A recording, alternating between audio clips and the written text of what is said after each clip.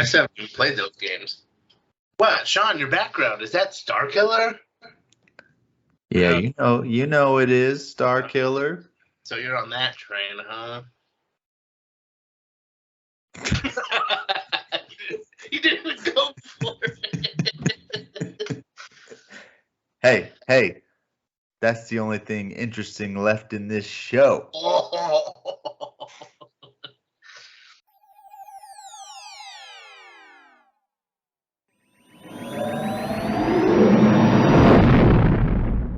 And with that, we begin another episode of Dads of Dagobah, reviewing Ahsoka episode 3.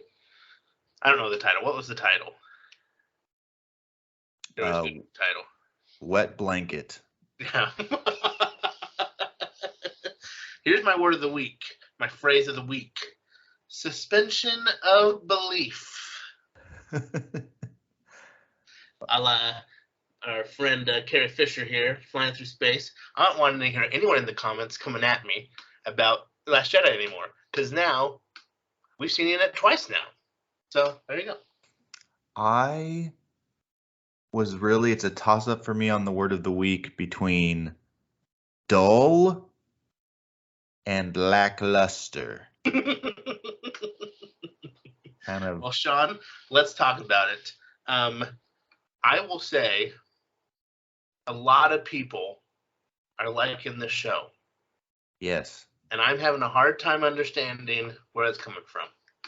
I did have a little bit of a call to repentance yesterday where I watched a TikTok about the Ahsoka playing it stiff,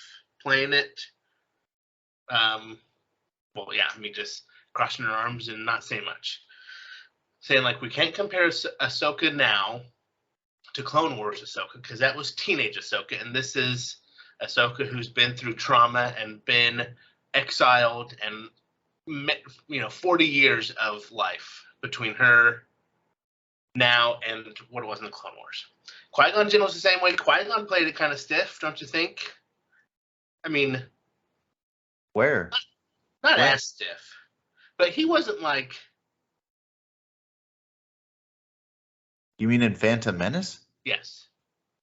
Oh, okay. Like, he was kind of somber. But I still feel like Ahsoka is not that interesting of a character yet. No. And I agree with you. I keep seeing like these really positive comments and positive reviews about, and of course there's always the hyperbole of, if you don't like this, then you didn't really understand Rebels, or you weren't really a Rebels fan. And I'm like, all right, sorry that I'm not like defending the fandom here, but I can't help. The show wasn't made for you. It's made for kids. Yeah. I just feel like there isn't enough. We talked about this last week. There isn't enough character motivation for me with Ahsoka.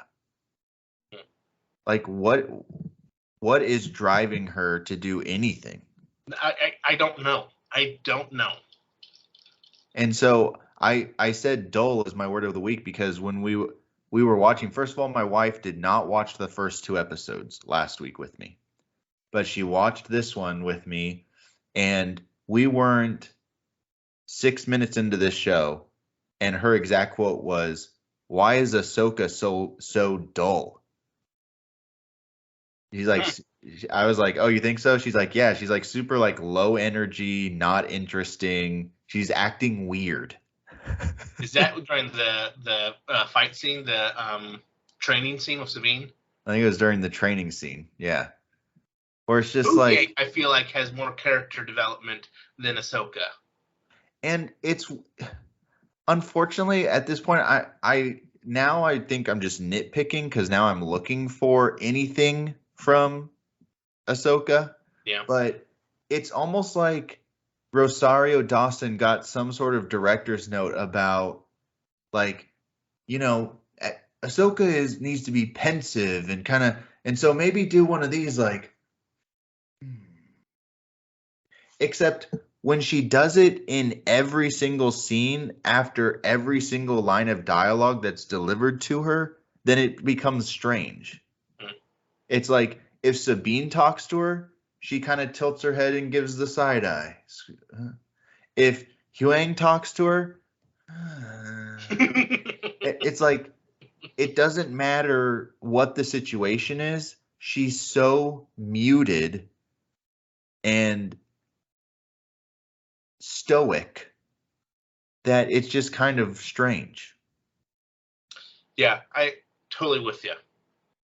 My least favorite character is the main character. Sabine, I mean, I'll say this. The cup had more of a gag than had more emotion from it, and it was just a shot of it not moving. Like, oh, that's funny. That's a funny little visual gag.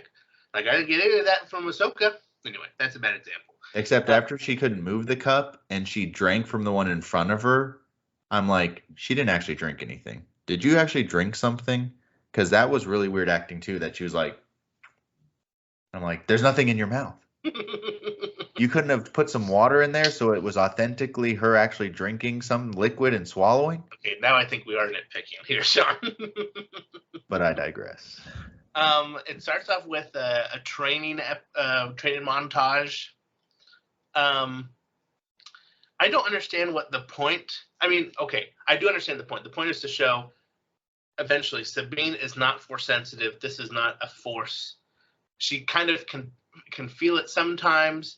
She can sometimes have glimmers of it, but it's not a thing that she'll be able to wield, it seems. Right? Yeah, and we kind of got that in the last episode when Huang basically told her, of the centuries that I've been observing Jedi and Padawan, you're the worst candidate for a Padawan I've ever seen. You ain't it. So, and I find I actually kind of appreciate that because it makes it a little bit more interesting. Yeah. Where it's like, okay, because in Rebels, Sabine, there was no plot line where Sabine was like force sensitive. So for all of a sudden for her to now she was Ahsoka's Padawan. But I like that it's like, okay, she struggles with that. But because of her Mandalorian heritage, she's proficient with weapons. So like she can kind of anticipate and duel with a lightsaber or with a training saber or whatever. But that's more due to her Mandalorian kind of side of her than it is because she's force sensitive. Also, she's not very good in the gun turret. But Ahsoka wiped all of her presets, so there's that. and again, let's talk about that scene real quick because that was, I feel like they were trying to get us to see some sort of shift in their relationship, but I feel like it went over my head. Like, was that supposed to be meaningful? Of Ahsoka finally like being like, Sabine, just tell me what you need, and then it's like dive, and I'm like, you're still not really destroying any of the ships. And why was that like such a hard thing to be like, what? I don't know. I guess that moment was a little bit lost on me, even though I did recognize, I think this is they want this to be important for them. But also, I had a little bit of an issue with that whole scene because there were 6 fighters, 4 of them unnamed people. So I'm like, okay, those 4 are dead, and these 2 main characters are going to survive. And it just was not. I mean, first of all, the main ship. Any hit that ship, Ahsoka's ship, took, seemingly did nothing to it. They were peppering that thing with laser bolts left and right. Didn't do anything until the very, very end when it just kind of knocked out a system, you know? Well, I think they had the deflector shields up because I feel like you could see that when the turbo lasers were hitting it, it wasn't even hitting the ship. It was kind of hitting a little invisible bubble surrounding the ship. I missed that. I was like, what is at the very end when they got like actually close to the ring, I think Huang really quickly. This is why I watch everything on subtitles with subtitles, because then I see what they're saying. But in the commotion, Huang says something, or Sabine says something like, deflectors at 10% or whatever, like they're about to lose all their shields. I missed that. Yes. And then they blow up. I thought that it like shattered the windshield, like they were going to get sucked into the vacuum of space, but apparently it was just a minor electrical problem. A minor inconvenience. And what exactly did Ahsoka going out onto the wing accomplish? Just kind of buying some time, I guess. Distracting them. Yeah, she's really laid it on. We are really laying it on thick here. I just feel like it was like Vader got a hallway scene, so then everyone gets a hallway scene. Rey uses her lightsaber to cut off the wing of a TIE fighter in Rise of Skywalker. Ahsoka's got to cut off the wing of a TIE fighter in space. Grogu gets to heal someone's wounds. 3 weeks later, Rey is healing someone's wounds with the Force. Yes, exactly. But yet, my girl Leia, she can fly through space with the Force. It would have been great if Ahsoka didn't wear a spacesuit. That would have been all better. Did we ever confirm if Leia is pulling the ship towards her? Or what phenomenon is actually happening in the last Jedi? I don't know. Suspension of belief, bro. What is causing smoke and fire of the laser turrets to explode in space?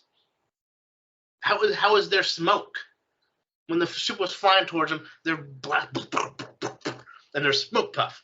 Smoke. Oh, well, that's strange. And then how is Ahsoka just leaping in an arc around the ship? It's all suspension of disbelief. As soon as she pushed off, she's going straight. She ain't arcing. There's nothing to arc. Anyway. Unless she is using the Force to pull the ship towards her. Oh, so you're saying as she's jumping, she's pulling at the same time, huh? But it's like she's pulling, but she doesn't have enough force power to actually move the ship, so the pull actually just moves her closer. It's like a magnet. You know what I feel bad about? And I've thought about a force magnet. You know, we forget about Vader freaking pulled a whole ship down. Remember that from Obi-Wan? I feel like we forget about those iconic scenes. He did? Yes, remember the transport was leaving that planet? Oh, yeah. And it was empty, but he like grabbed it and brought it down. Oh, yeah. We forget about, because that show was kind of like, I've only watched it once. Well, you know our boy Starkiller. He did it with the whole Star Destroyer, right? The Force Unleashed video games, he brings down a Star Destroyer. How does you have to set up, what does he do with that? I can't remember. I played those when I was like in high school. Okay. And I think I only played the first one because there's two. And I think he does it in the second one. I only ever played the first one. Oh. Great story. Glad we asked. Yeah. But the reason obviously everyone's on this hype train is because he looks almost identical. Not almost, but similar to this Marok guy. And the voice is Sam Witwer, who is the voice of the video game character. Yeah, the voice and the likeness of, right? Yeah. So Starkiller was an apprentice of Darth Vader during the few years after Revenge of the Sith, correct? Yes. It might have been during yeah. I can't remember. Is he a fallen Jedi? What's his background here? No, in the prologue of the first game, you play as Vader on Kashyyyk, and you're slaughtering Wookiees. It's kind of intense. Wow. And you make it, because you're hunting down Jedi from Order 66, basically. Mm-hmm. And there's a Jedi hiding out on Kashyyyk who has a child. And as Vader, you kill the Jedi, but then you take the child You don't kill the child, you take the child and raise it as your apprentice. Oh, dang. Yeah. Star Killer. Cool. Okay. So that's what everyone thinks Marok is, huh? I still think it might be Ezra.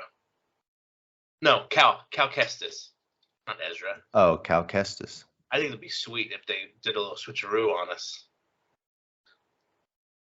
Cal Kestis. I still haven't played Jedi Survivor. It's fun. I haven't finished it yet. Anyway, we do have a scene where we see the whales, the Purrgil. Kind of interesting. I mean, a significant moment for both Ahsoka and Sabine. They finally get to see them in live action. So this is what happened at the end of Rebels, is my understanding. Thrawn and Ezra are on like a ship, and Ezra sends the ship with the Purrgil like out into hyperspace, into like the unknown regions. And this show to me is like setting up the idea that they went into some sort of hyperspace lane that goes to another whole galaxy. That's what I think, yes. And the Purrgil, these huge space whales, they can travel through hyperspace and travel along this hyperspace lane to another galaxy. And so Morgan Elsbeth, or whatever her name is building a huge hyperspace ring to try to reach that other galaxy, because she believes that's where Thrawn is trapped. Yes. The Purrgil, as we saw in that little tiny clip of Grogu looking out of the hyperspace, where he saw the shadow of Purrgil, they travel in hyperspace lanes, and it seems like Morgan can't harness the power of the Purrgil because she's evil. And so she has to use artificial means, which is this big giant space ring, to eventually take her there. And Ezra had like a freaky connection with the Purrgil. Yeah, he had made a connection, yes, with the Alpha Purrgil. So he could like use that. He could tap into that. Yep. Okay, let's talk about the scene, Hera's scene. Might have been Hera's like a bright spot in all this. She's doing great. Yeah. With her and Mon Mothma, the Chancellor Mon Mothma, and the senators that she's talking to. What'd you think of that scene? I mean, it follows exactly what we know the New Republic to be in these days, is so anti any sort of military buildup or going after Imperials that they think no one can touch them. I mean, they just kind of become the de facto new empire. Not as ruthless and as heartless, but same arrogance of, we don't need to worry about this. And that's exactly what we see here. She's like, there's Thrawn out there, and I don't know the guy's name, and he's like, so what? We're not. Maybe he's gone. Maybe he's dead. You don't know. Can I give you a hot take right now? Sure. I agree with those senators. Why are we so worried about Thrawn? He's been gone for 5 years, whatever it's been. If he does come back, he's got one ship. Like what is exactly the level of threat of Thrawn coming back on the scene? And at this point, are we to believe that the New Republic doesn't have the military capability to fight a remnant of the Imperial fleet? Because what's Hera? Hera's a general, and she's on a big ship. As I understand it from some of the books, is they are very much against building up the military. But they haven't dismantled it? I think they have. Been. And that's why Leia breaks off and becomes the Resistance. Because the New Republic is so much like, we're not going to have any sort of protection. Do we know the end? Has it ever been revealed in the books, like Mon Mothma's end of her story? Does she die on the Hosnian Prime in Force Awakens? Let's look it up. Had she already retired by then? Let's look it up. Let's do spoiler alert. Boy, she's got some long Wikipedia.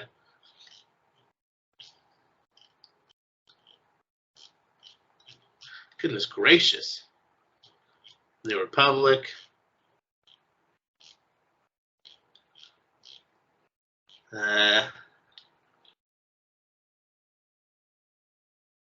Sometime later, Mothma became ill and stepped down as Chancellor. However, her successors lacked Mothma's charisma and failed to create the same political consensus as she did. The New Republic found the chaos, and the Galactic Senate became divided into two factions: the populace, who believed member planets should retain their full sovereignty, and the centrists, who favored a stronger galactic government. Mothma showed her support for Organa after it was publicly revealed that she was the daughter of Darth Vader. Her message to Organa indicated that she had suspected the truth for some time. There's no end for her. That's just it. So that's the book. It's called Bloodline, I think, which is a good book about, it's kind of about how the rest of the New Republic finds out about Leia's heritage, and basically because of their stance of,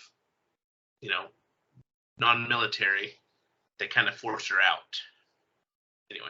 And I know that I support the idea, and I understand a lot of people have said for a long time, let's move away from the Skywalkers. Like, the Skywalkers don't need to be in every story. And yet, I have been enjoying a lot of the reels and TikToks and memes about, like, what is Luke doing? What is Luke doing during this? That it's like, Thrawn's coming back. Ahsoka's, like, fighting for her life over here, and Luke's like, do. I'm training Ben Solo. Like, I'm just over here. I'm not getting involved with you guys. And what's Leia doing? I mean, I don't feel like this show needs to answer that for us. No. But it is curious to me. It's something that I wonder about. Yeah. But yeah, I feel like I liked the scene with Hera and the senators, and yet I understand that the show, as the audience, we should be siding with Hera, like, go support Ahsoka and Sabine, and you guys need to take this seriously. And yet at the same time, I found myself kind of being like, if I was those senators, I probably would be thinking the same thing. Like, you want us to go chase down someone that we don't even know if they're alive or not, that last known presence was 5 years ago, and the Imperial fleet is scattered. Like, even if we got intelligence that he was back, he would have to take forever to build his Imperial Navy back up. Well, there you go. So I'm siding with the senators. I mean, you could at least send a ship, send a probe droid, send something out there to do some recon. Well, Don't just ignore it. They did. They sent Ahsoka.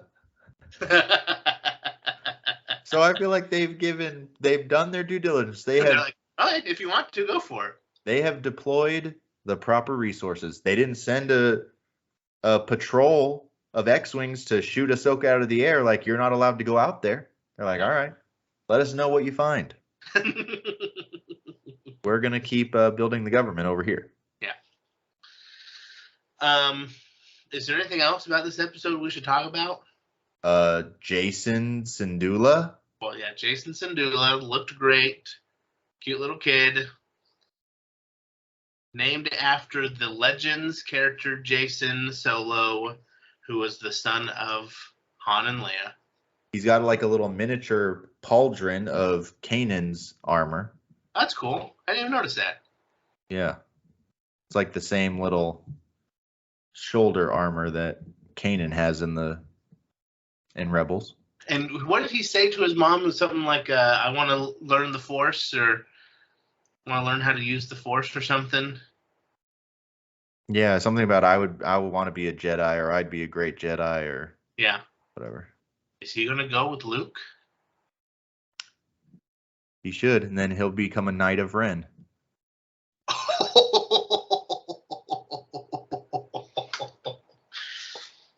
Now there we go. There's a hot take for you.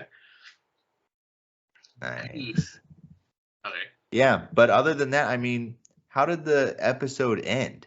They land on the planet. They land on the planet. And the guy's like, go get them. They've landed. And what's her face is just like,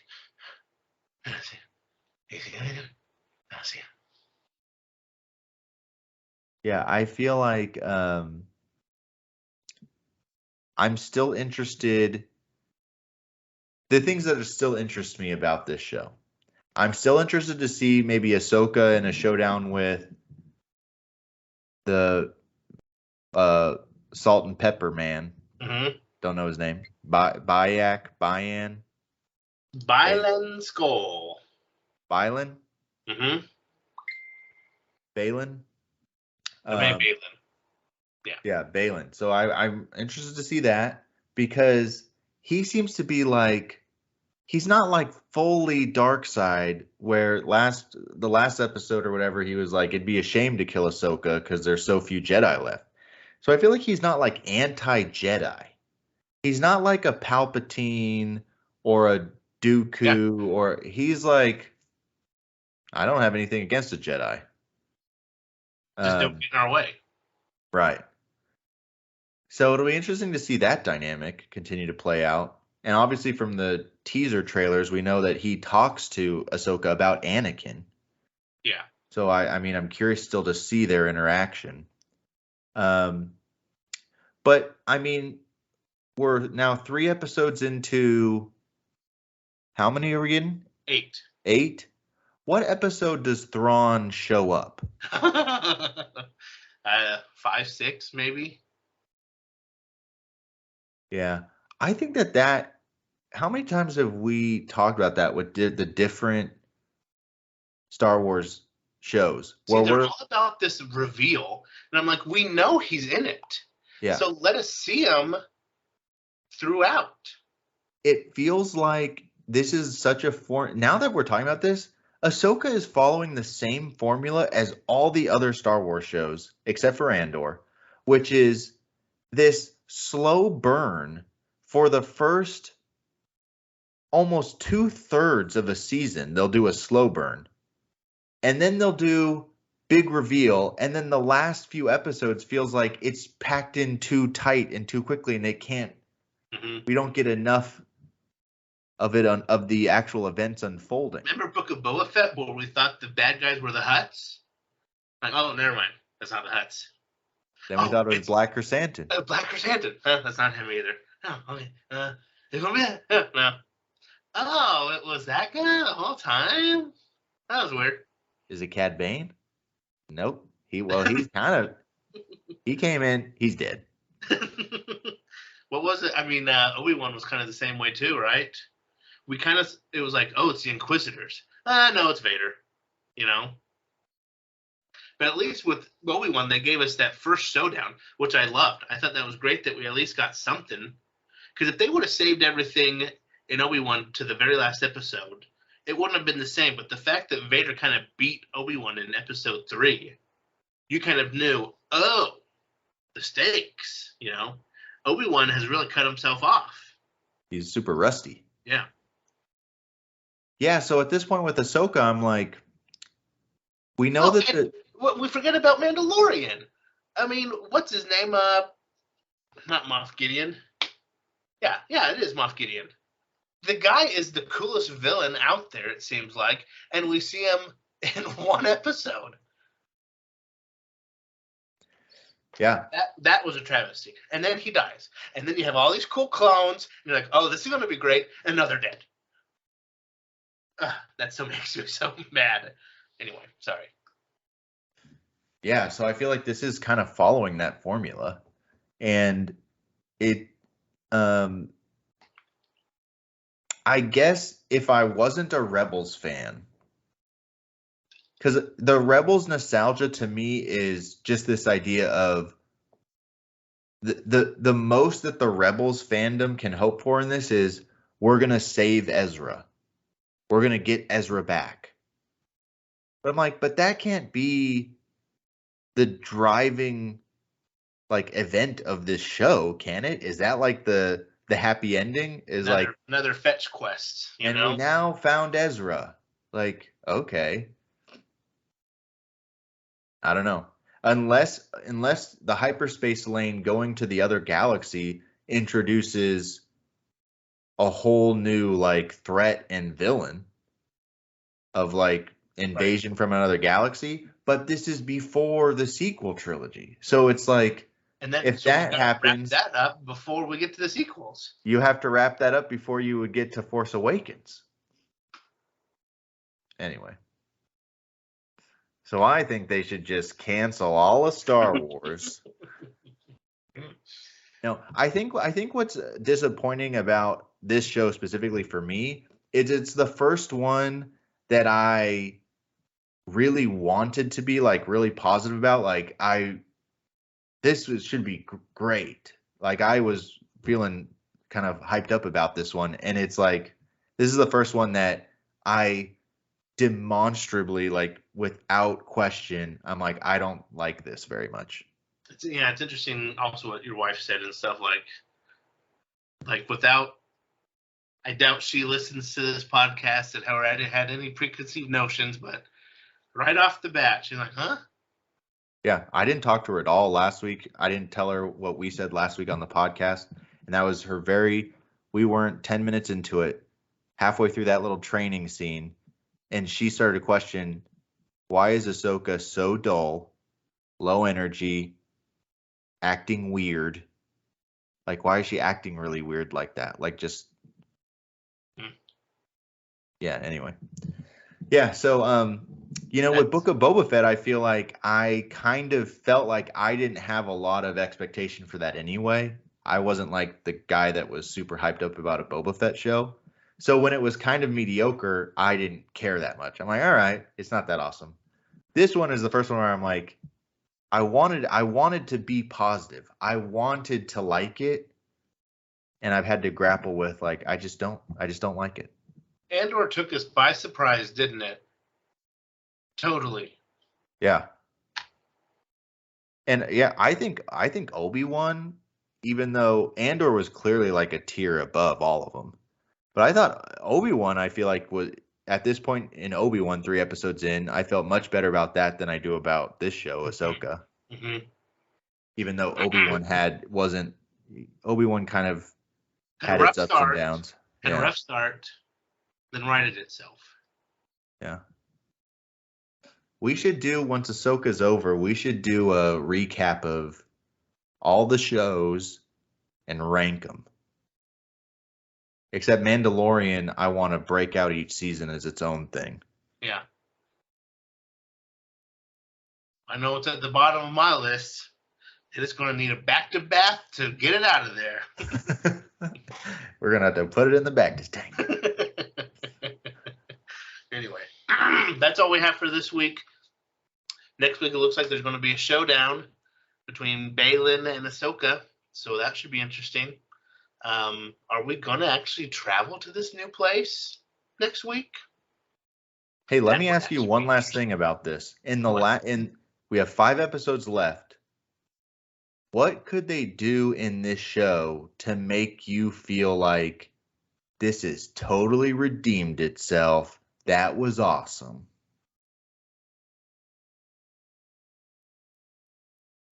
Ahsoka dies. What? Wow. Wow. To save her friends. The one thing that would make this show great. Kill Ahsoka. That might be a little too extreme. Dave Filoni would not ever do that. No. Yeah. They can't do that because I'm sure they want to try to do a season 2 of this. He's doing his Mandoverse movie. They're doing a movie. I don't know. Force Ghost Hayden, Force Ghost Anakin. Camio's not going to redeem the season. I agree. I don't know. That would be cool though to see her talking to Anakin.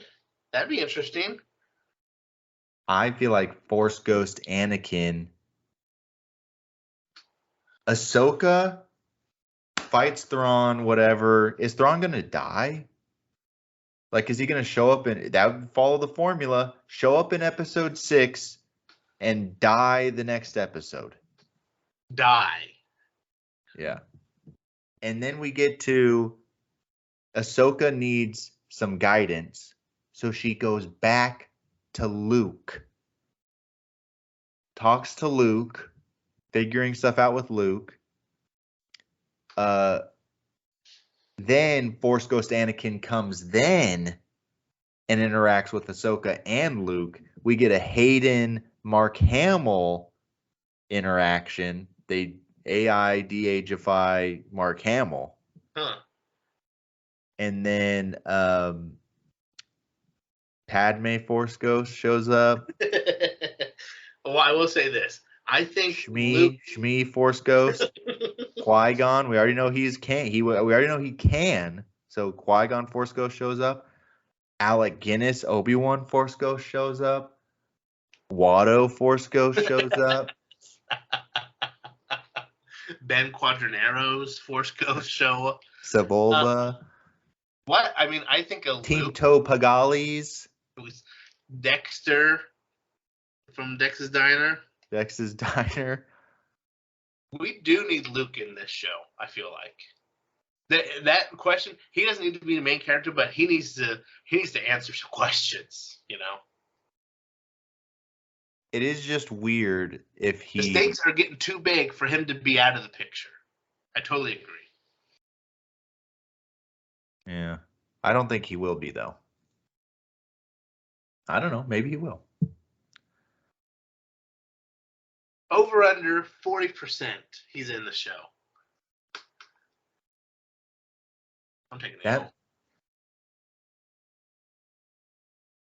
I think it might be right at 40. I think it's less likely than a coin toss, but I think it would make sense. It wouldn't be like, why did they do that? If he came, it'd be like, yep, that makes sense. Yeah. Like they probably should get him involved. Even though, are we supposed to believe that Ahsoka is more powerful than Luke? No. I feel like Dave Filoni wants Ahsoka to be more powerful because she's older and has more experience. Yeah, he has said she was trained by Anakin, and Luke didn't have him as a trainer at all. He was trained by really nobody, or I guess Yoda, but yeah, you don't really need training when you're the freaking chosen one. Why don't you just step off, Dave Filoni? Quit trying to make Ahsoka happen. It's not going to happen. It's not going to happen. Quit trying to make Ahsoka happen. Listen, how about you guys in the comments below? You tell us over under. You taking over the under. Luke's going to be in this 40%, and tell us why you think he needs to be in it, because he needs to be in it. Also, let us know what needs to happen for the show to be redeemed. I'm saying Ahsoka needs to die. Sean says we need to Force have Ghost a Force Watto. Ghost Watto. Yeah. And who is Morok? Okay, I'll go. And is Sabine at the end? Is Sabine going to be like, I'm not going to be a Jedi. Let's just give up on that dream. I'm going to go join Bo-Katan and Mando and reclaiming Mandalore. Do we need to reclaim it again? Or resettle it? No. She should just go to Mandalore and resettle with those folks. Yeah. But anyway.